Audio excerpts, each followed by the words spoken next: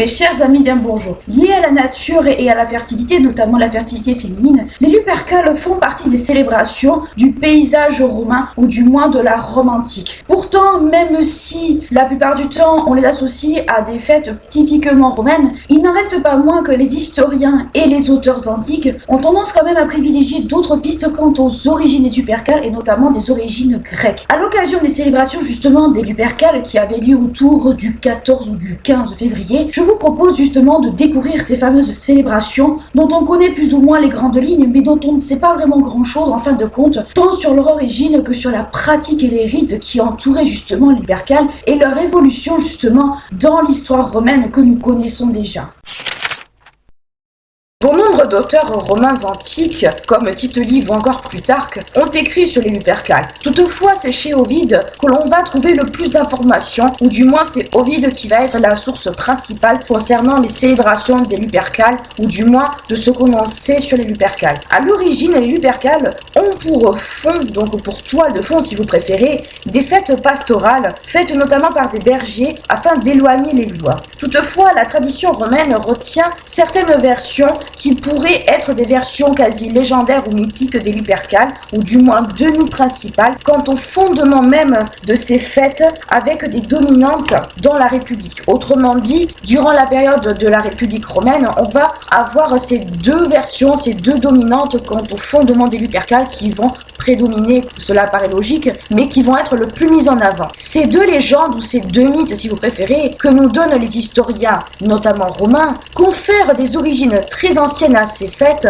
voire des origines quasi non romaines, donc étrangères. La première de ces légendes donne des origines plutôt arcadiennes aux Lupercales, autrement dit des origines grecques. Rappelez-vous, l'Arcadie, nous l'avions déjà croisé quand nous avions abordé Lycaon notamment, mais là nous allons justement revenir en Arcadie pour quelques instants. La seconde légende qui évoque également les Lupercales lie justement les deux plus grosses figures de la fondation de Rome, à savoir Rémus et Romulus. Donc nous allons voir dans cette partie deux mythes, ou du moins deux explications quant au fondement des Lupercales, ou du moins de ce que les historiens romains vont nous fournir, avec d'un côté une légende proprement romaine qui est reliée justement à la fondation de Rome, même si nous avons vu qu'il y a quand même quelques petites subtilités là-dedans au préalable, et nous allons aussi également aborder des Lupercales qui ont des origines étrangères, donc grecques, puisque beaucoup de Grecs vivaient en Italie justement à cette époque-là, et du coup des fêtes qui ont été importées d'un autre pays que de l'Italie. La plupart des sources dont nous disposons et des renseignements qui nous permettent en fait d'avoir des informations sur les Lupercales datent des alentours du 4e et du 1er siècle avant Jésus-Christ. Donc quelque chose d'assez large, mais suffisant en fait pour avoir ne serait-ce que quelques aperçus de ce qu'étaient justement les Lupercales, ou du moins de leurs origines, et on verra après des rites, etc. etc.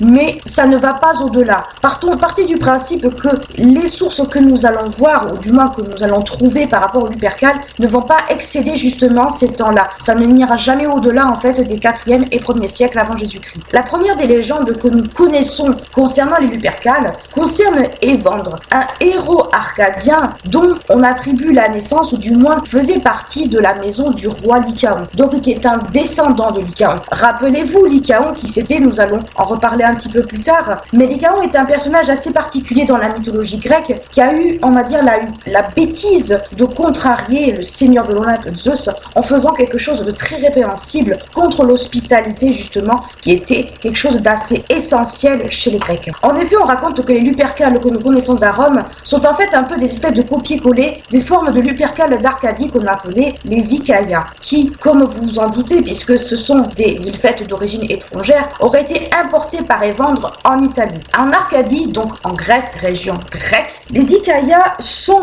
des fêtes liées à un culte très particulier de Zeus. Il s'agit du culte de Zeus, l'Ikaios, pratiqué au mont Lycée, dans la région arcadienne. Au sein même de ce culte, le loup est mis à l'honneur et il fait partie des animaux sacrés. Les Lycaia sont des célébrations qui avaient lieu à peu près tous les 5 ans et qui était lié à la lycanthropie, c'est-à-dire au châtiment de Lycaon. Et c'est là qu'on peut se demander qu'est-ce que Lycaon vient faire là-dedans et qu'est-ce que toute cette histoire de loup vient faire là-dedans. Je vous rappelle que le mythe de Lycaon, c'est en fait un personnage, donc un roi arcadien, qui, ne s'étant pas rendu compte qu'il avait Zeus à sa table car ce dernier s'était fait passer pour un mortel et que par conséquent il n'avait pas capté que le roi des dieux était avec lui, avait fait servir de la chair humaine à un banquet, ce qui est une offense profonde envers les dieux et une offense profonde en fait envers la notion d'hospitalité chez les dieux. Zeus, s'apercevant que la viande qui était servie était de la viande humaine, décide tout simplement de punir Lycaon en le transformant en loup, lui et toute son assemblée, tous ses descendants. Donc en fait,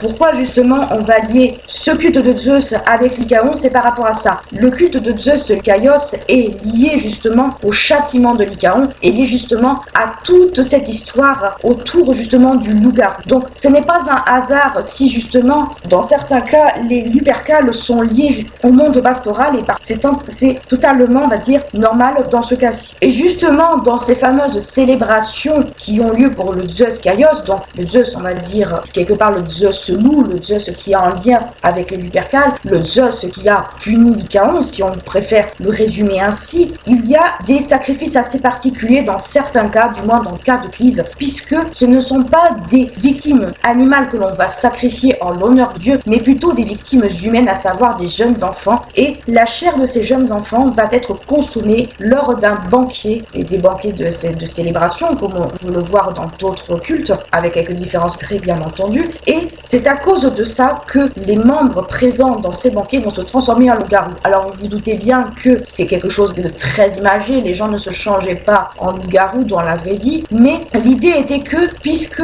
ce culte est en lien avec le châtiment de Lycaon, ce que Lycaon a fait par rapport à Zeus, de l'offense que Lycaon a fait en Zeus, ces célébrations vont reprendre quelque part aussi ce qui s'est passé pour ce roi. Donc ce qu'il faut comprendre, c'est que le culte de Zeus, Kaios et les Lycaïas tourne autour en fait du châtiment de Lycaon, tourne autour en fait de tout ce qui est autour justement de la lycanthropie, du loup-garou, etc. Donc la première légende qui va concerner les Lupercales va concerner, on va dire, l'Arcadie, mais plus l'Arcadie de Lycaon. L'Arcadie en fait qui est liée au mythe de Lycaon. Donc si vous voulez vous le résumer ainsi, il vaut mieux en passer par là. Globalement, les sacrifices, quels qu'ils soient, que c'était sacrifice animal ou dans certains cas sacrifice humain, c'était toujours en l'honneur de Zeus Lycaios et ça avait toujours lieu au mont Lycée en Arcadie. Par ailleurs, lors des Lycaïas, il n'y avait pas forcément que le banquet sacrificiel, il y avait également la présence de jeux sportifs comme des épreuves athlétiques, des courses, de la lutte, etc. etc. Mais Zeus n'était pas la seule divinité à être honorée lors des Lycaïas, puisque il y avait également un autre personnage, une autre divinité qui était dans ce cas présent, dans ce cas bien précis, considéré comme le fils du Zeus Lycaios, à savoir que des célébrations étaient également faites en l'honneur de Pan. Et pourquoi en fait on va mettre Pan là-dedans? La raison est très simple, c'est que Pan est une divinité forestière, est une divinité qui est propre au berger et à la nature. Donc ça n'a rien d'aberrant, puisque nous avons vu que les Lupercales étaient à la base quelque chose qui était relié au monde pastoral. Donc ça n'a rien d'aberrant en soi. Et pour célébrer justement le dieu Pan en Arcadie, des courses de chevaux étaient organisées. Donc qu'est-ce qu'il faut comprendre, c'est que lors des Lycaïas, il y avait justement des célébrations en honneur de Zeus Lycaios, mais aussi d'un fils, on va dire, pour du moins circonstanciel, qui était l'ordre de Pan. Alors pourquoi on mettra Pan là-dedans? Pourquoi on va justement attribuer des origines assez obscures aux Lupercales à ce moment-là? Il faut savoir que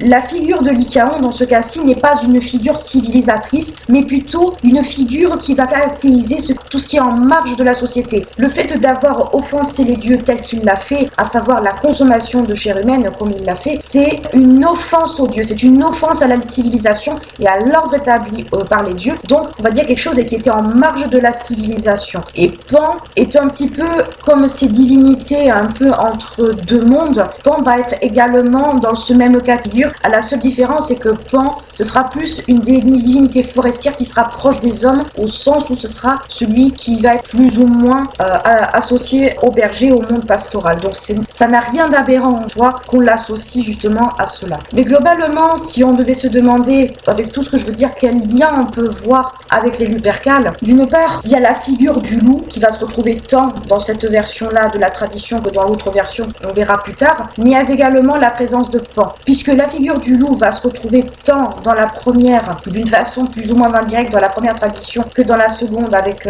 Romulus et Rémus, et il y a également la figure de Pan qui va être également vénérée lors des Lupercales. Les Lupercales à Rome, on le verra après, ce sera principalement l'honneur de Pan, Faunus dans ce cas-là, mais globalement c'est un peu le seul point commun qu'on pourrait dégager entre les Lupercales et les Lycaea pour l'instant. La pratique viendra plus tard, mais comme je vous l'ai dit, ce sont des traditions qui vont justifier les origines des Lupercales. Ça ne veut pas dire qu'il y ait un sens derrière à ces origines-là. À Rome, la légende arcadienne des Vendre, donc un descendant de Lycaon si vous préférez, et ses liens familiaux avec Lycaon, comme je viens de vous expliquer, sont plus ou moins connus, sont plus ou moins mis en avant selon les périodes et selon les moments. En effet, selon la tradition connue à Rome, c'est Lycaon qui aurait instauré le culte de Zeus Kaios, ce qui pourrait être totalement logique au vu du châtiment que ce dernier a reçu. Et dans ce contexte, les Lycaea ne sont pas forcément des fêtes publiques, mais plutôt des fêtes privées. Alors, ce qu'il faut comprendre là-dedans, c'est que à Rome,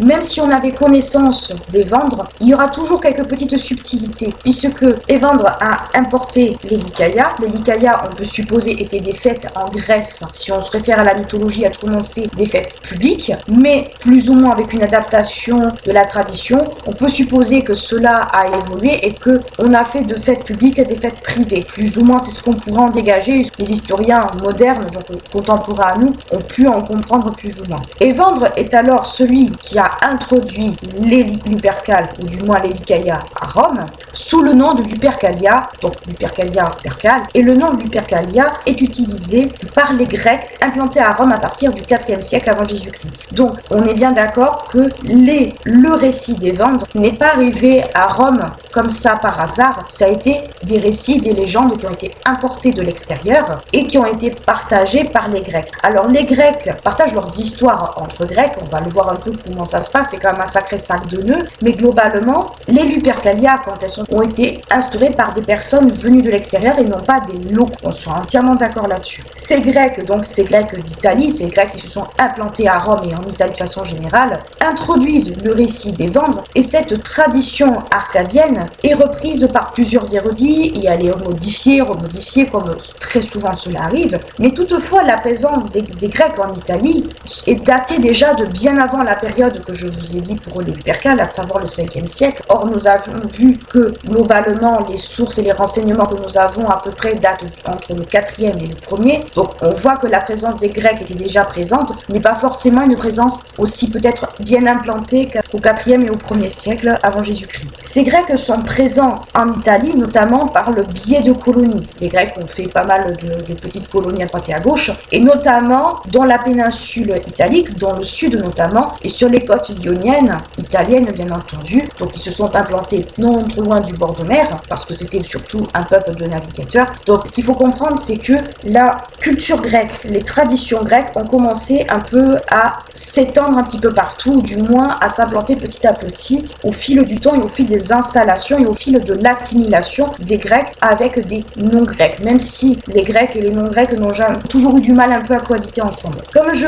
viens de vous le dire, l'assimilation de cette tradition, des traditions grecques, du moins du récit des Vendre, s'est fait notamment avec l'intégration plus ou moins certainement forcée ou compliquée de peuplades italiennes qui vivaient sur place, mais comme les Grecs très souvent distinguaient les Grecs des non-Grecs, à savoir des barbares, cela ne s'est peut-être pas fait sans grande difficulté, puisque les Grecs sur place, donc les Grecs d'Italie, ceux qui se sont implantés en Italie, les colons grecs, vont quand même rechercher, pour justifier un peu cette assimilation des peuplades italiennes sur place, vont essayer de rechercher dans les Grecs moins civilisés de quoi on va dire justifier ou du moins de quoi faire partager certaines informations, du moins certaines savoirs avec ces tribus locales. Alors, c'est une volonté d'assimiler justement les peuples italiens, ou du moins les peuplades italiennes sur place, bien entendu, augmenter la puissance, on est entièrement d'accord, mais le fait qu'on aille chercher des origines grecques dont les peuples les moins civilisés montre quand même qu'il y a un souhait, certainement conscient ou inconscient, à cette époque-là, de faire quand même une certaine différence entre les Grecs pure souche, entre guillemets, et les Grecs qui sont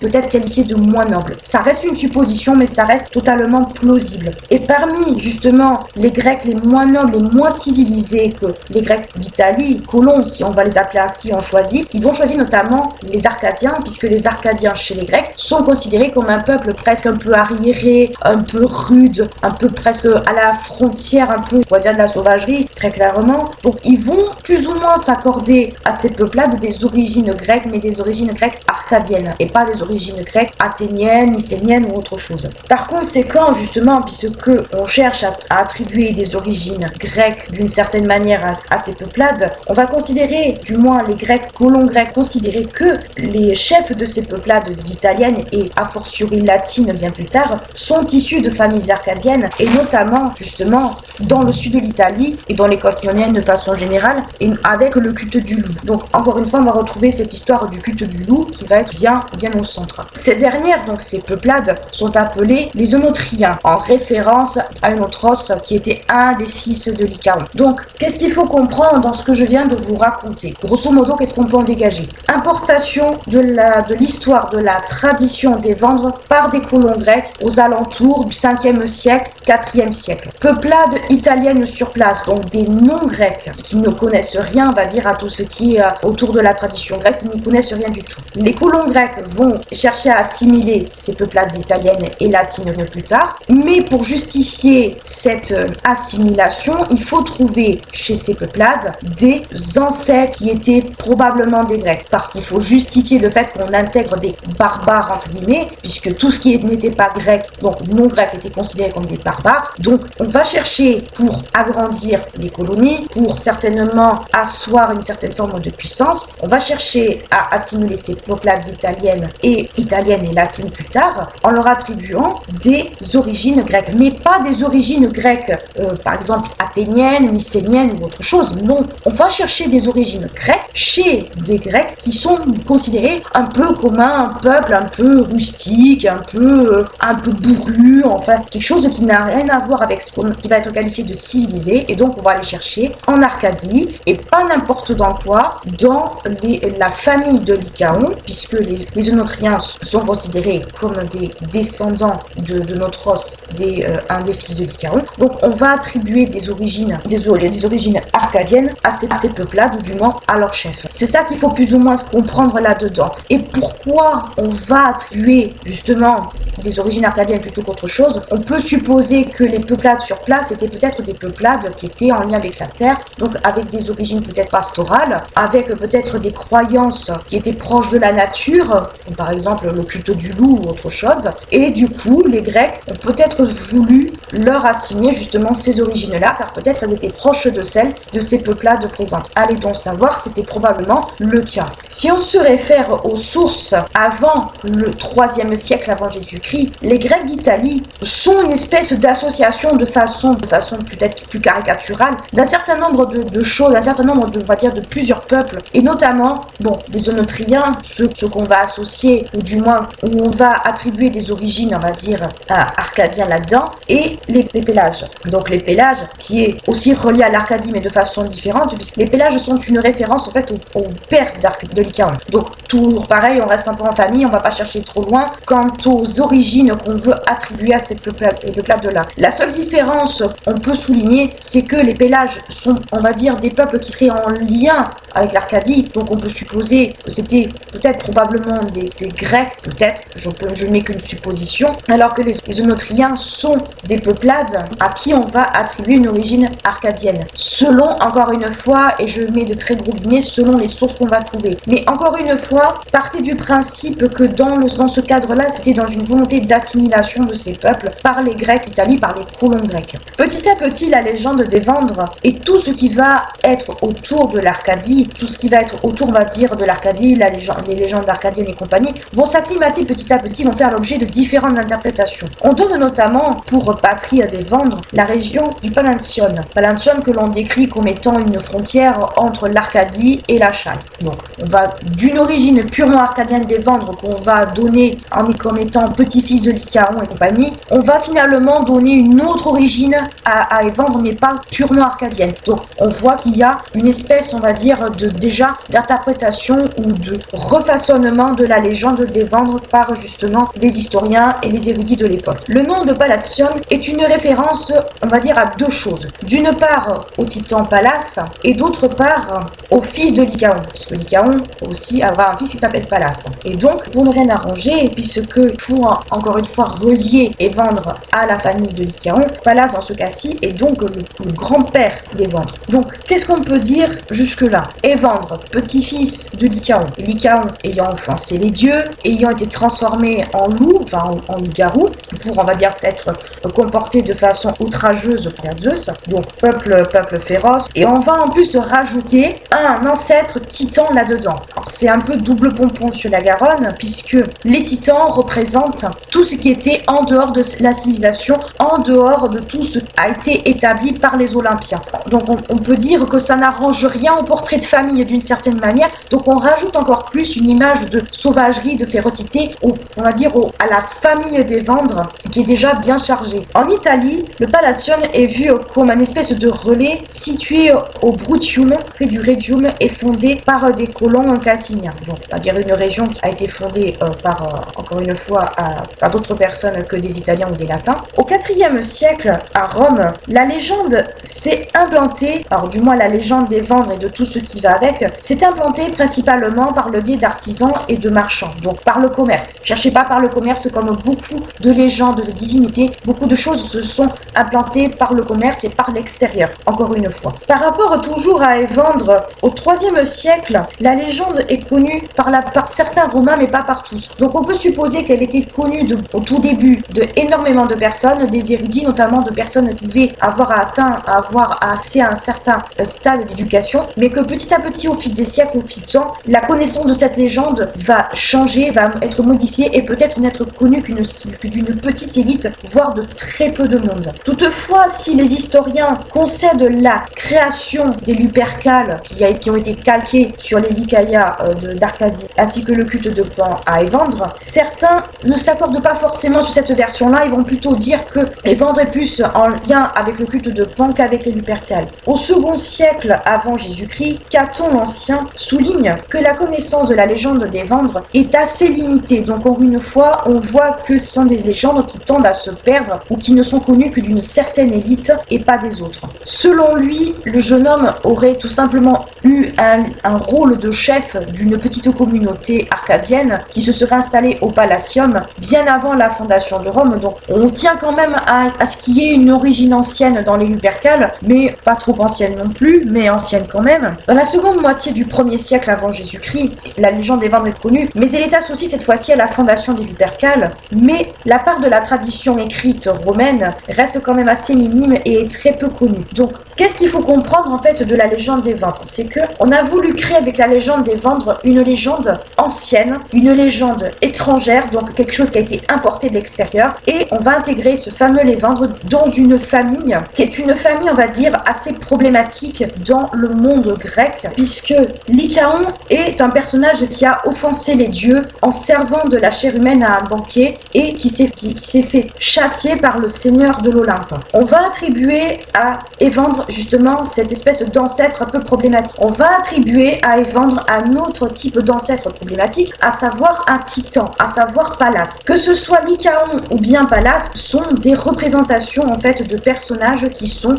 des personnages à connotation non civilisée qui sont avant l'ordre établi des Olympiens. Donc même si on cherche à attribuer des origines anciennes à Évandre, on va chercher des origines quand même qui sont assez proches de ce qu'on pourrait appeler quasiment du monde sauvage, de la sauvagerie ou ce qui n'est pas civilisé. Donc déjà, on va attribuer ça. Premier point. Deuxième point, tout ce qui est en lien avec le loup, bien entendu, avec notamment Lycaon, la lycanthropie et toute la sauvagerie qu'il y a autour justement de la lycanthropie et du culte de Zeus Lycaios. Et également le lien entre les Lycaïas et les Lupercales, même si les Lupercales, on le verra après, ne sont pas du même acabit que les Lycaïas. Donc on va chercher à attribuer des origines grecques aux Lupercales, mais des origines grecques assez obscures, assez féroces, et pas des origines grecques qu'on pourrait voir comme étant civilisatrices, bien au contraire, puisque je rappelle que le culte de Zeus et Lycaios du mont Lycée est quand même un culte qui est assez particulier, puisque c'est un culte qui est autour du culte du loup, et le culte du loup, contrairement chez les Romains, n'est pas quelque chose, on va dire, de très positif,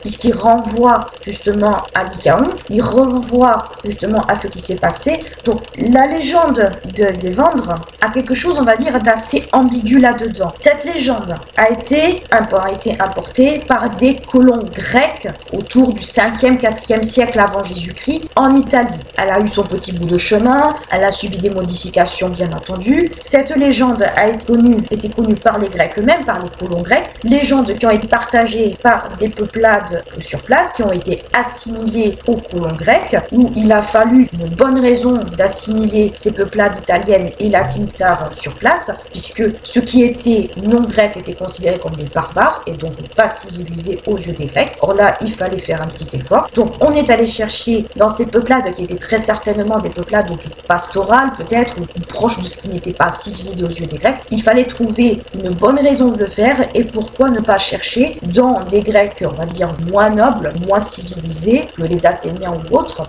des origines, on va dire, solides pour le faire. Donc on va chercher chez les Arcadiens. C'est quelque chose qui est potentiellement plausible, c'est des choses qui se sont faites. Donc on voit quand même que les origines arcadiennes des Lupercales ont un fond assez particulier, puisque ce ne sont pas des origines qui leur sont propres, ce sont des origines qui leur sont attribuées d'une certaine manière. Donc ce qu'il faut comprendre en fait, c'est que l'origine grecque des Lupercales est une origine importée. Ce n'est pas quelque chose qui était là. Les Lupercales, si on se base là-dessus, sont des fêtes qui ne sont pas proprement romaines, mais des fêtes proprement grecques, ou du moins calquées de fêtes grecques. C'est plutôt plus ou moins ça qu'il faut en retenir. À côté de la légende d'Évandre, il y a une autre tradition qui est mise en avant, mais qui cette fois-ci est une tradition purement romaine, puisqu'elle est en lien avec les jumeaux Rémus et Romulus. Dans cette tradition, l'épisode de la louve allaitant les deux jeunes garçons est extrêmement connu, puisque cette louve se serait réfugiée dans une grotte sous le Palatin, et que, bien entendu, c'est une légende qui est connue de tous, et qu'elle sera l'origine des Lupercales. Cette dernière, donc cette version, on va dire, de Rémus et Romulus, est connue déjà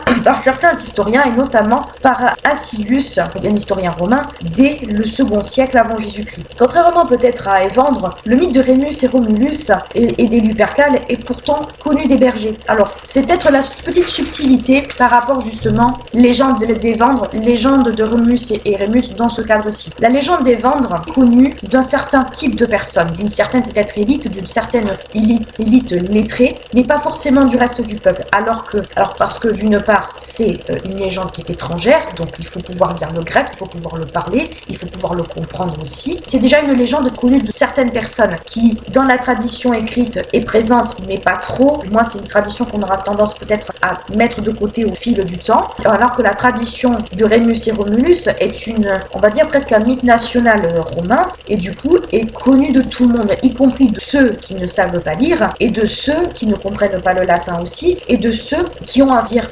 une faible éducation, mais une éducation suffisante pour connaître du moins les légendes et les récits justement proprement romains, comme la fondation justement de la ville elle-même. Donc on voit quand même qu'entre ces deux traditions, qui ont deux mythes qui vont être des mythes un peu fondateurs, ou du moins des mythes qui vont être à l'origine du Lupercal, il y a quand même deux choses qui sont quand même assez différentes, deux portées différentes. La première est que Évandre est une tradition qui est étrangère, donc importée de Grèce, et de l'autre, c'est un mythe qui est proprement romain, donc il n'est pas étonnant qu'en fait certains soient plus connus que de d'autres, et que la portée de l'un est peut-être plus difficile, ou du moins est plus compliquée à vendre que l'autre, si on peut dire ça ainsi. Il faut comprendre tout ce que je viens de vous raconter, et je vais lourdement insister là-dessus pour qu'on comprenne bien un petit peu les Lupercales, un peu comment c'était. On a d'un côté une légende qui est attribuée aux Grecs, c'est-à-dire la légende d'Évandre. Donc légende d'Évandre, origine arcadienne, l'Arcadie est une région assez compliquée de la Grèce, légende importée par des colons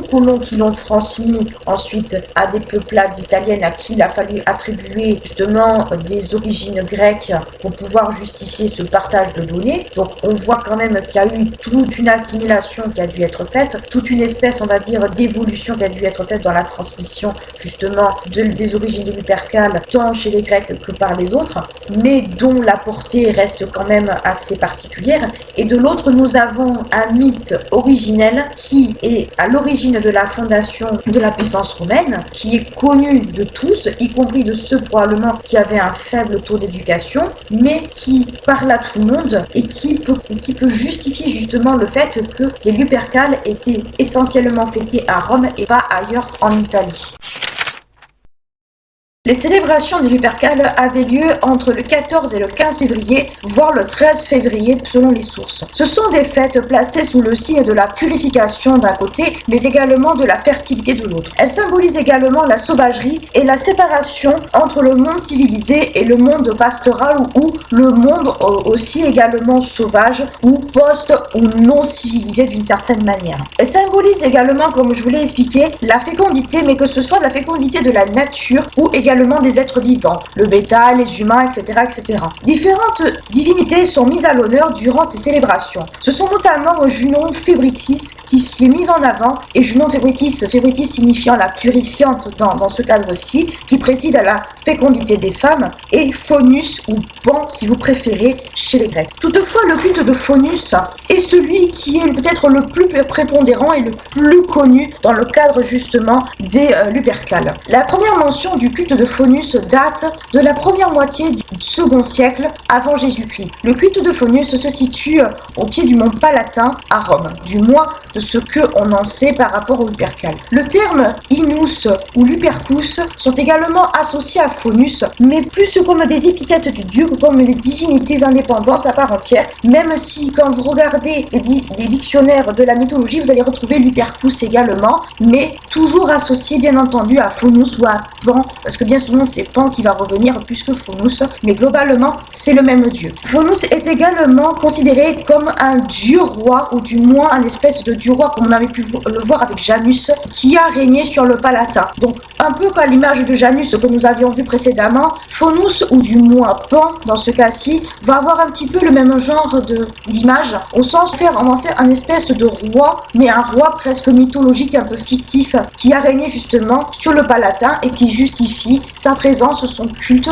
mais également les Lupercales qui lui sont donnés. Faunus est également vu comme une divinité pré-urbaine, voire primitive, selon certains historiens et selon que ce soit historiens antiques et historiens contemporains de nos jours, qui est rattaché au monde pastoral, donc au monde plus des bergers, et en lien plus avec la nature ou le monde sauvage. Alors on peut également y voir aussi une espèce de représentation du Pan grec, puisque le Pan chez les Grecs est également associé au monde pastoral, aux forêts, on va dire au monde sauvage, ou du moins au monde non civilisé qui échappe à la civilisation. Mais là on va un peu reprendre ces attributions justement chez Faunus. Sur l'île de Tibérine, le 13 février, des fêtes sont organisées justement en l'honneur de Faunus, et elles sont réalisées dans un temple qui se trouve à la périphérie de la ville, donc en dehors du cercle urbain, et donc en dehors justement du cadre civilisé que représente par exemple le monde des villes, ou du moins l'urbanisation de façon générale. Dans ce cas-ci, le dieu est rattaché, comme je vous l'ai expliqué, au monde agricole, notamment en dehors du monde citadin qui échappe au monde citadin, et cette entité divine va symboliser un peu, mais pas forcément dans ce cadre-ci, mais plutôt de façon générale par rapport aux Lupercales, une forme de marginalité, une forme de sauvagerie qui échappe à toute civilisation. Donc en fait, ce que j'essaie de vous expliquer, il faut bien que vous compreniez ça, c'est que ce soit Pan ou Faunus, bon, Pan chez les Grecs, Faunus chez les Romains, ils ont un peu les mêmes genres d'attributions, les mêmes genres, on va dire, de représentation, à savoir que ce sont des divinités qui échappent à l'ordre établi, qui échappent un peu à tout ce que représente le caractère civilisateur des villes et les lois qui sont attribuées, les mœurs, etc., etc. Lors des célébrations des Lupercales, ceux qui exécutent et participent aux festivités sont appelés les Luperques ou Lupercis si vous regardez en latin. Lupercus, Luperci, vous allez retrouver les deux termes justement dans les... Mais ce sont les Luperques. Les Luperques sont, on va le voir un peu, ce sont en fait cette caste de prêtres qui sont propres aux Lupercales et qui justement sont chargés un peu d'organiser tout, on va dire tout le schmilblick. Faunus d'ailleurs, le dieu Faunus, est considéré comme le tout premier Luperque et le principal d'entre eux. Donc même le dieu était associé justement à cette caste de prêtres, mais ce sont des prêtres, comme je vous dis, un peu particuliers. Ils étaient recrutés dans l'équitesse, donc plutôt dans l'équitesse ou plutôt dans une catégorie de personnes à Rome. Les Luperques étaient présidés par un magister, donc une espèce de grand chef si on préfère, et ce dernier avait également un statut de prêtre. Donc que ce soit le magister ou que ce soit les personnes qui étaient avec lui, donc les participants, ils avaient tous un statut de prêtre, qu'ils le veuillent ou non. Le magister peut être vu comme un grand prêtre si on voulait faire une hiérarchie un peu maladroite, mais globalement c'est ce qu'on pourrait en dégager facilement. Les Luperques étaient divisés en deux groupes.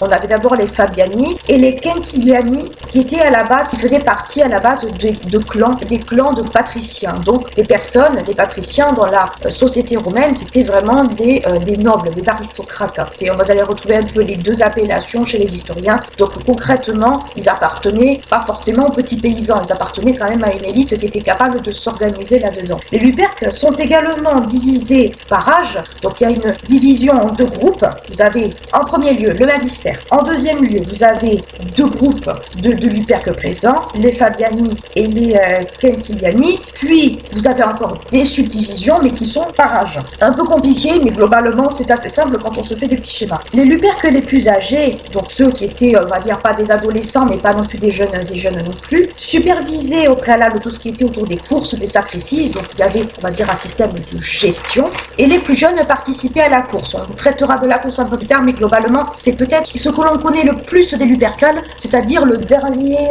pan des célébrations, à savoir la course. Les membres du groupe, donc les membres, on va dire, des Lupercales, les membres de cette confrérie que représentaient les Luperques, se réunissaient dans une grotte du Mont Palatin que l'on appelait Lupercales. Et selon la légende, ce serait dans cette grotte que la louve aurait nourri les deux jumeaux, à savoir Rémus et Romulus. Ce n'est pas d'ailleurs un hasard qu'il existe deux groupes de Luperques dans justement cette espèce de confrérie, puisque c'est censé représenter justement ces deux fameux jumeaux, Rémus et Romulus. Ça renvoie justement à ces deux jumeaux-là. Durant les festivités des Lupercales, le prêtre de Jupiter était également présent, mais pour une durée très très courte et de façon extrêmement limitée. Il y avait certaines choses qu'il n'avait pas le droit de faire, et il y avait certaines choses pour lesquelles ce prêtre-là contrastait énormément avec justement les Luperques.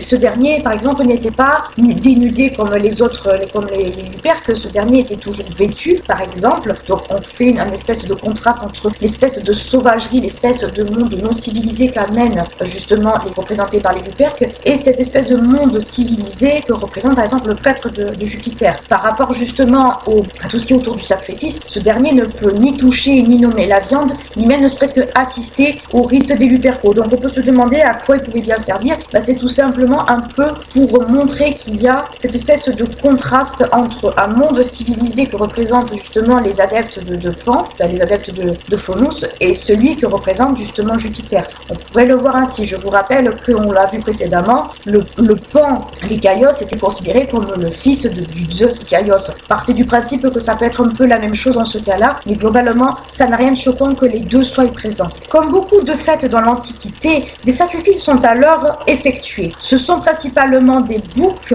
ou alors des chèvres, voire les deux dans certains cas, mais également, on verra plus tard, il y aura le sacrifice d'un chien qui est justement ce symbole justement que l'on rattache au loup ou au canidé, et donc quelque part aussi à cette fameuse louve également qui est présente justement dans l'origine romaine des Lupercales, mais également quand on va chez les Grecs, dans les origines grecques justement des Lycaïa. Donc il y a une double symbolique, voire plus qu'une symbolique dans justement le sacrifice de ce chien. La peau de la victime justement qui est découpée, la peau de la victime du sacrifice est découpée en lanière afin de créer un pagne qui vient en contradiction avec la toge, puisque la toge était le symbole justement de tout ce qui était autour de la civilisation, encore une fois du monde civilisé. Le pagne est plus, on va dire, le symbole autour de la sauvagerie, du monde non civilisé, ou du moins qui échappe à cette notion de civilisation. Durant le sacrifice justement de ces fameux animaux, parce que c'était des sacrifices animaux bien entendu, on va constater la présence de deux divinités qui sont pas aberrantes en soi, puisqu'on va avoir des sacrifices où Janus et Jupiter vont être également invoqués. Rappelez-vous que Janus, nous l'avions dit, Janus dans certains cas n'est jamais associé seul, puisque là il est associé justement à Jupiter, mais Janus dans ce cadre-ci, comme c'est le dieu des passages, le dieu des portes, mais quelque part c'est peut-être aussi dans un cadre de passage entre peut-être le monde civilisé et pas civilisé, entre la vie et la mort justement de l'animal sacrifié, justement qu'il est invoqué. Janus c'est un peu le dieu, comme je vous l'ai expliqué, que l'on place au-dessus des autres. Et là ça c'est justement un peu dans ce cadre-là, peut-être invoqué. Ce n'est pas aberrant en soi qu'on le retrouve. Quant à la victime, les extases, qu'on appelait avant les extases, c'est-à-dire tout ce qui était les gros organes, le cœur et compagnie, sont également inspectés pour savoir si c'était une victime qui était vraiment destinée aux dieux ou pas. Ces derniers sont préparés et on va les consumer, on va les brûler afin que ça soit une offrande aux dieux. C'est quelque chose d'assez particulier. La viande, un peu comme on va retrouver chez les Grecs, c'est exactement le même procédé, est ensuite découpée en plusieurs parties et la chair est découpée, et on va former deux tas, entre guillemets. La viande, tout ce qui entoure l'os et la peau, ça va être pour les humains, et les os et la peau, ça va être pour les dieux. C'est exactement le même procédé que chez les Grecs, on en avait déjà parlé, c'est exactement la même chose, il n'y a rien rien qui change. La cuisson de la viande, par contre, va dépendre, on va dire, de la taille de l'animal. Si c'est des petits animaux, ça va être on va les faire bouillir. Si c'est des animaux beaucoup plus imposants, alors un bouc et une chèvre, c'est pas forcément très imposant, mais j'ai vu qu'il y avait aussi des taureaux, par exemple, qui avaient été sacrifiés dans certains cas, mais peu importe. Le mode de cuisson va dépendre vraiment de la taille de l'animal. Donc, pour les petits animaux, ça va être bouilli, et pour les gros, ça va être à la broche. Voilà, pas chercher trop loin. La viande est ensuite consommée, donc cette viande est consommée lors d'un banquet sacrificiel par les participants, et les dieux, comme chez les Grecs, vont se délecter des odeurs, de la graisse justement, de la peau et des os qui entourent. Et pour terminer, on termine le cycle sacrificiel avec le sacrifice du chien, qui est justement cette espèce de représentation du loup, qui a toute cette représentation du loup qui est autour, du lupus. Là justement, un chien va être sacrifié, et vous allez retrouver dans les sources ou les historiens que vous allez consulter énormément de mentions justement de ce chien, mais c'est plus un symbole qu'autre chose. Pour terminer les fêtes des Lupercales, l'événement le plus connu que je vous ai cité préalablement, c'est la course. Cette course, on la retrouve dans toutes les représentations des Lupercales que l'on connaît, et c'est ce qu'on retient le plus souvent de l'image des Lupercales. La course est composée principalement d'adolescents et de jeunes hommes, pas de femmes bien sûr, mais les vieillards et les prépubères y sont exclus. Les vieillards, parce que tout simplement trop âgés, et les prépubères, c'est pas dans les bonnes mœurs. Ça fait partie un peu de ces réformes qui vont être faites préalablement, qui vont être faites, on va dire bien plus tard, plutôt sous Auguste, on le verra après, qui fait que c'est pas très bien vu de faire concourir des prépubères. Ça, c'est ce qu'on verra un peu plus tard. La moyenne d'âge que les historiens ont pu dégager de toutes les sources qu'ils ont trouvées, c'est que ça pouvait se situer dans une fourchette, et c'est une fourchette approximative, qu'on s'en est d'accord, entre 17 et 45 ans, en sachant que les plus de 30 ans étaient assez rares chez les coureurs, parce qu'il fallait avoir une certaine aptitude à courir, il fallait avoir une certaine aptitude certainement aussi à procéder au rituel. Donc il y avait certaines catégories, on va dire, d'âge qui étaient vraiment mises à l'écart. Les plus de 30 ans sont très rares, à de très rares bien sûr exceptions, on verra dans l'autre partie, mais globalement ils étaient extrêmement rares. Et les prépubères, comme je vous dis, n'étaient pas acceptés parce que c'était pas forcément très bien vu à un certain moment. Les jeunes coureurs ont une fonction rituelle, donc bien entendu, puisque les coureurs et les luperques c'est un petit peu la même chose, mais ils ont surtout, on va dire, une forme symbolique, surtout de force vitale, et on va dire force vitale, mais surtout celle de la nature principalement. Au moment du sacrifice et de la confection du pagne, il y a également quelque chose qui est aussi également procédé, c'est-à-dire qu'on va faire la confection de lanières pour des fouets. Au moment de la course, justement, les coureurs vont fouetter, justement, on va dire un peu tout ce qu'ils trouvent, et cette course va se faire autour du Mont Palatin, et pendant cette course, bon, les participants sont très légèrement vêtus, on va quand même être très honnête, et pendant cette course, ce sont principalement des femmes qui vont être fouettées, et pas forcément des hommes. Ou du moins, ça va dépendre de ce qu'on va en lire. Par rapport justement à cette notion d'unité, il y a un mythe autour de cela, qui nous est rapporté par Ovide, et qui pourrait expliquer pourquoi justement il y a cette notion de nudité justement dans cette course, à savoir qu'Ovide nous raconte que Faunus, donc Pan, avait aperçu de là où il était Hercule, Héraclès si vous préférez, et Ophale son épouse, en train de se balader tranquillement sans demander leur reste. Le dieu tombe sous le charme de la jeune femme, et il n'a qu'une envie, il ne pense qu'à une seule chose, c'est de s'unir physiquement à cette femme qu'il trouve très belle, qu'il trouve très à son goût, on peut se l'imaginer. Il suit le couple jusqu'à leur demeure, et il va attendre la nuit que le couple soit endormi pour pouvoir un peu s'introduire dans la maison et profiter, on va dire, de Ophale. Faunus donc attend que le couple soit endormi, il se glisse aux côtés de la jeune femme et la touche dans son sommeil. Malheureusement pour lui, ce n'est pas la jeune femme qui l'a touché, mais c'est plutôt Hercule. Et ce dernier se réveille brusquement en sentant justement, on va dire, cette main baladeuse, et les deux se réveillent aussi par la même occasion. Le dieu s'aperçoit que ce n'est pas une femme mais un homme, donc bien sûr il a l'air ridicule, et le dieu face à ces deux accusateurs est totalement nu et dans une position un peu compromettante. Voilà, il y a la chose comme ça. Donc bien sûr, tout le monde se moque de lui, il est la risée de tout le monde, et c'est pour ça justement que la plupart des participants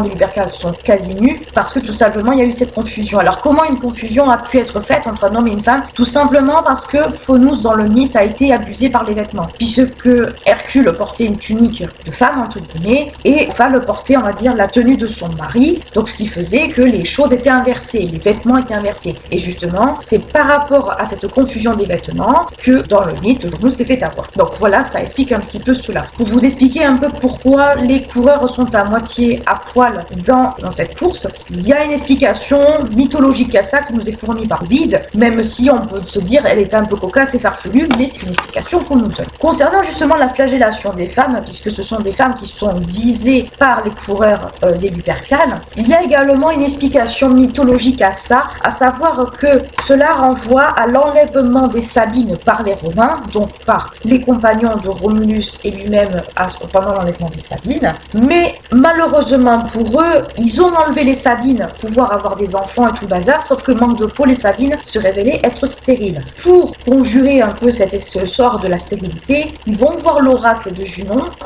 qui conseille aux jeunes femmes pour qu'elles deviennent fertiles, de s'unir avec un bouc, ce qui scandalise profondément les Romains, qui disent tout simplement on va trouver une autre solution, hein, on va pas s'y amuser. Donc il y a aussi une explication là-dedans. Vous avez une explication pour la nudité des coureurs et une autre explication de ce pourquoi les femmes étaient flagellées. À Rome, pendant ces fameuses fêtes des Lupercales et pendant cette flagellation, ça va être, comme je vous dis et je le répète, ça va être les femmes qui vont être visées et qui vont être fouettées. Le but est de conjurer la stérilité en renvoi justement aux Sabines et de faire en sorte que les femmes deviennent fertiles et qu'elles aient des enfants. C'est un peu une espèce de... on conjure un peu le mauvais œil justement dans le but que les femmes fassent des enfants et qu'elles soient fertiles, qu'elles puissent se fournir de nouveaux citoyens romains. C'est un peu le but de la manœuvre. Volontairement ou pas volontairement, elles le sont quand même. Mais il y a des cas justement où, et les sources nous fournissent justement des cas où c'est totalement volontaire, il va y avoir des cas justement où les femmes vont vouloir se faire fouetter pour d'une part à s'attirer, on va dire, la chance d'avoir des enfants, mais aussi un bon accouchement. Plus tard que nous rapporte justement un récit où justement des femmes enceintes se faisaient également fouetter et tendaient leurs deux mains pour justement être fouettées par les Luperques, par les coureurs surtout, afin de leur garantir un bon accouchement et qu'elles aient, on va dire, de nombreux enfants. Donc, qu'est-ce qu'il faut comprendre par rapport à la course, c'est que la course a un but, d'une part de purification d'une certaine manière, mais surtout elle a un but d'attiser les bonnes grâces des dieux dans le but que les femmes soient fertiles, qu'elles aient des enfants et de conjurer la stérilité qui est renvoyée justement au cas des Sabines. Par rapport à la nudité, c'est par rapport à Phonos, c'est le fait qu'il fait avoir par rapport à Hercule et Ophale. Donc il y a tout un pan mythologique qui peuvent expliquer ça. Après, il faut savoir que les Lupercales, au fur et à mesure du temps, vont avoir, on va dire, une autre signification qu'on verra plus tard. On va dire, elles vont être mises un peu en contribution par le pouvoir d'une certaine manière qui va essayer de les réguler ou du moins de s'imposer dedans d'une certaine manière aussi. Les Lupercales, dans ce cadre-là, sont des fêtes en fait qui font rentrer le monde de la sauvagerie, le monde pastoral dans un monde civilisé que représentent les villes, que représente le monde citadin. Et c'est, on va dire, un peu deux mondes qui se côtoient, mais ce sont deux mondes qui arrivent parfaitement à cohabiter à ce moment-là. Et c'est un peu, on va dire, la Saint-Valentin, entre guillemets, des Romains, avec, bien entendu, avec quelques différences près, bien entendu. Mais globalement, ce sont des fêtes qui ont avant tout un but de favoriser la fertilité, que ce soit des humains ou des animaux, ou de la nature en général. Et ce sont des fêtes qui sont proches de la nature, mais au sens, on va dire, la plus simple qui existe. Alors oui, il y a tout un pan autour de la sauvagerie que représentent les Lupercales. Il y a tout un pan, on va dire, de ce monde un peu pré-urbain qui est pas forcément, on va dire, qui fait peur presque, qui représente tout ce qui n'est pas civilisé, c'est un fait. Mais au-delà de ça, elles font partie justement de ces fêtes qui sont très connues et qui font partie justement du calendrier romain et que l'on retrouve assez facilement.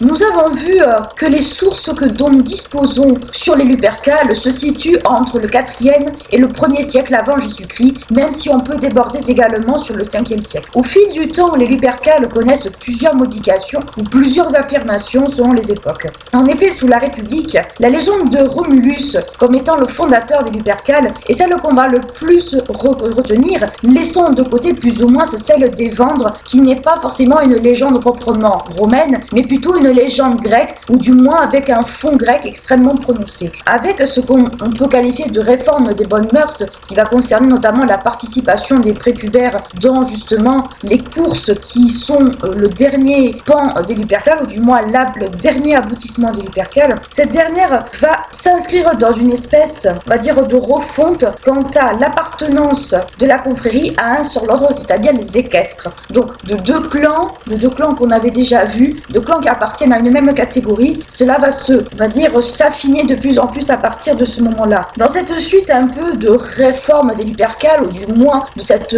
remise un peu en ordre des Lupercales, si on peut appeler ça ainsi, on peut citer également une réforme qui a été entreprise par Jules César à la fin de l'année 45 avant Jésus-Christ, qui lui crée un troisième ordre justement dans les Lupercales, ou du moins qui participe aux festivités des Lupercales. Nous avions vu les deux autres dans la partie précédente. Jules César a décidé d'en instaurer un troisième à son propre profit, bien entendu. Les Luperci Giuliani, qui sont, on va dire, les Julia, donc les Jules, on va dire les Giuliani, c'est en lien avec Jules César. Et ce groupe-là va être un peu un groupe créé au profit de ce dernier. Et en guise de magister, ce dernier va élire Antoine. Je vous passe un peu les détails d'Antoine, Cléopâtre et Jules César. On connaît un peu ces deux protagonistes un peu par rapport à cela. Et Antoine, justement, à cette fameuse année, est nommé magister et il participe au Lupercales avec Jules César. Ces deux-là vont être un peu les deux exceptions à la règle des participants de plus de 30 ans, mais cela ne va pas être très très bien vu. Pourquoi il a choisi Antoine et non pas un autre? Parce que Jules César à ce moment-là était co-consul avec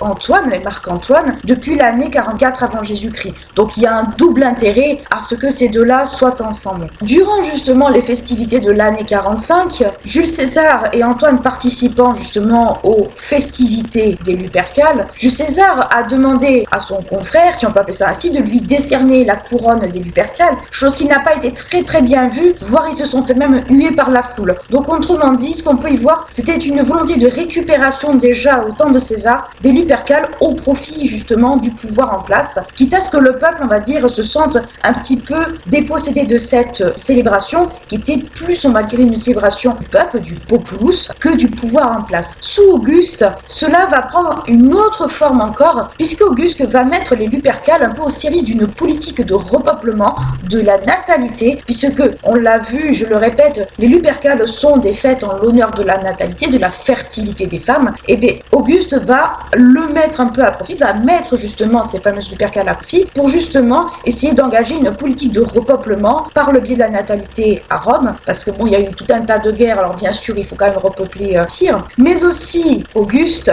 tant qu'à faire, va également vouloir remettre de l'ordre dans les Lupercales, qui sont un peu une forme de fête un peu anarchique à son goût, certainement, en échelonnant justement des chevaliers tout le long du parcours des festivités, des chevaliers en grande pompe, bien habillés, qui vont un peu contraster avec le caractère un peu dénudé et un fou des Lupercales, marquant ainsi une volonté justement d'encadrement de ces fêtes afin d'éviter des débordements. On peut très bien s'imaginer que durant de nombreuses fêtes des Lupercales, il pouvait y avoir des débordements qui pouvaient tourner peut-être un peu à la violence. Par ailleurs, toujours encore une fois sous Auguste, parce que ce dernier a fait beaucoup de choses, le culte de Junon Februlis, donc Junon, on va dire Februlis la purifiante, est également remis en avant.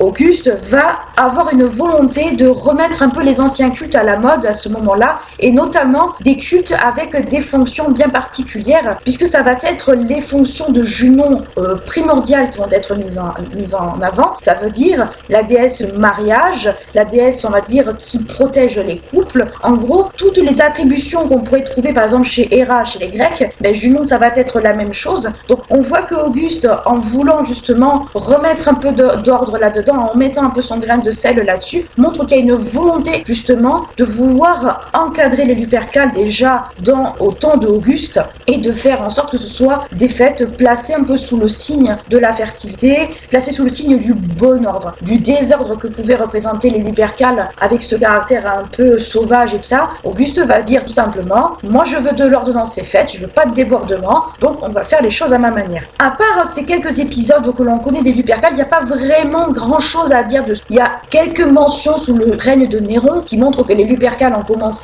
ont continué à être célébrées, peut-être avec une moins grande importance, mais il y a très peu à part ça de mentions justement justement des Lupercales. En revanche, ce que l'on peut signaler des Lupercales, c'est qu'elles ont pris fin. Les fêtes des Lupercales continuent à être célébrées jusqu'à la période de l'Antiquité tardive, début du Haut Moyen-Âge, et elles sont abolies par le pape Gélas en 494, donc après Jésus-Christ, et il décide de remplacer ces fêtes par des fêtes beaucoup plus pieuses, beaucoup plus chastes, qui s'appellent justement les fêtes de la purification de la Vierge. Donc d'un caractère, on va dire, purement romain, purement, on va dire, antique, petit à petit, quand on va aller vers le Moyen-Âge et la christianisation, ces fêtes vont être extrêmement mal vues, pour ne pas dire qu'elles vont être abolies justement à la fin de l'Antiquité tardive, début du Haut Moyen-Âge. Les dates un peu 1400 et quelques frôlent ou flirtent plus ou moins ça. Et je vous l'avais dit quand on avait abordé, rappelez-vous, il y a très longtemps, le servage, ce sont des dates qui flirtent un petit peu entre l'Antiquité tardive et le début du Haut Moyen-Âge avec les 1500 et quelques, même si les dates du Haut Moyen-Âge sont toujours plus ou moins difficiles à mettre en place puisque le Haut Moyen-Âge commence d'un côté plus tôt et de l'autre plus tard. Donc on voit très bien que les dirigeants romains de l'Antiquité ont essayé de mettre un peu leur grain de sel dans justement les célébrations des Lupercales, mais avec un impact assez minime et dans un but purement de s'en approprier et d'étendre un peu leur influence justement sur des fêtes qui sont populaires, qui sont fêtées justement par le peuple, puisque le peuple se fédère plus ou moins avec ce genre de festivités. Les dirigeants ont tout simplement décidé de les mettre à profit et d'en faire une arme, du moins de les mettre à profit à leur politique du moment. En conclusion, ce que nous pouvons dire, c'est que les Lupercales, certes, sont rattachées à la notion de fertilité, tant de la fertilité chez les humains que dans la fertilité des sols, mais ce sont des fêtes qui ont un fond avant tout grec. En effet, nous l'avons vu dans les origines, justement, de ces fameuses Lupercales, ou du moins de ce que les historiens et de ce que les auteurs antiques ont pu en comprendre et en dégager, c'est que les Lupercales ont avant tout un fond grec. En effet, nous avons vu que certaines pans des traditions autour des Lupercales, ou du moins des célébrations, ont un fond typiquement grec, puisque on les rapproche du culte de Zeus Diakios que l'on retrouvait en Arcadie, et nous avons vu que dans un podcast précédent par rapport à Lycaon, que c'est un culte assez particulier, puisque l'Arcadie est le berceau un peu de tout ce qui est dans la mythologie grecque. C'était ces espèces un peu de mythes assez particuliers, dans le sens où on retrouve beaucoup de personnages qui ont commis des offenses envers les dieux. Le culte de Zeus, dans ce cas-là, à proprement parler, est un culte plutôt violent, proche plus de l'animal et de la sauvagerie que de la civilisation. Nous avons vu, quand nous avions abordé Lycaon, que justement Lycaon avait été puni en étant transformé en homme-loup pour avoir offensé l'hospitalité des dieux. Et là, on peut dire qu'on retrouve un peu des racines justement de ce culte particulier de Zeus dans la pratique des Lupercales, puisque les Lupercales, à la base, sont rattachées au loup, et donc forcément on peut voir, comme l'ont souligné les historiens et comme l'ont souligné aussi les auteurs antiques, on peut y voir comme un espèce de lien entre justement ce fameux culte de Zeus et justement le rapport que l'on peut faire avec le loup, du moins éloigner le loup, éloigner les créatures dangereuses justement des bergers. Les Lupercales, par rapport justement à la fertilité, nous l'avons vu, c'était dans un premier temps pour que les femmes fertiles ou en âge de procréer soient, mais nous avons vu également que des femmes enceintes étaient également concernées par les célébrations des Lupercales. Au fur et à mesure du temps, les Lupercales ont évolué, notamment par exemple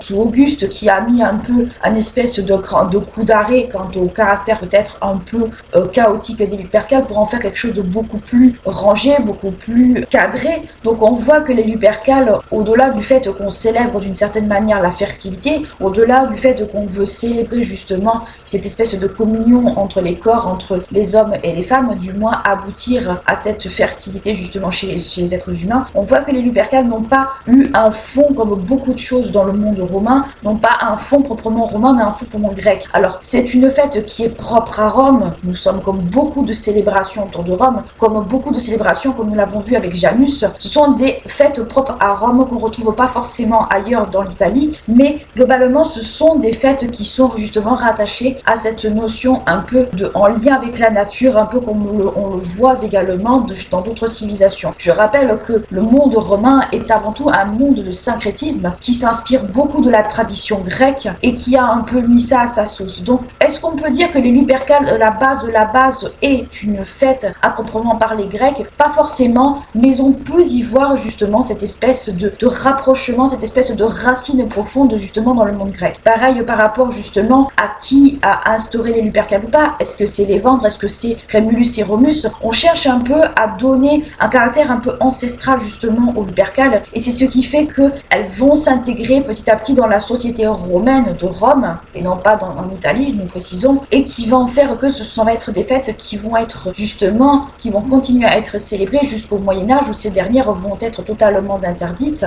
parce que justement, fêtes païennes. J'espère en tout cas que cet épisode vous aura plu, vous aura intéressé. Quoi qu'il en soit, n'hésitez pas à liker, clocher la vidéo si elle vous a plu, à vous abonner à la chaîne si ce n'est pas encore fait. Moi, je vous dis à très bientôt pour un nouveau podcast, et d'ici là, prenez bien soin de vous.